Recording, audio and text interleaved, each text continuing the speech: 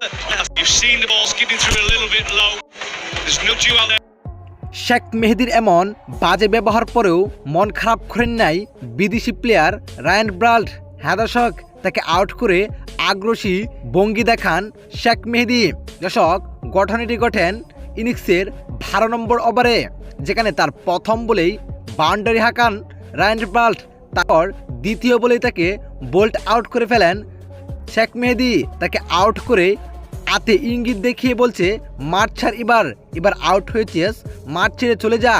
তবু তার এমন বাজে বিহেভের কোনো জবাব দেন নাই বিদেশি প্লেয়ার রায়ান ব্রাল্ট। একজন ভালো প্লেয়ারের মতো হেঁটে চলে যান তিনি। দর্শক, শেখ মেহেদীর এমন বাজে ব্যবহার বিদেশি প্লেয়ারের সাথে করা কি ঠিক হয়েছে?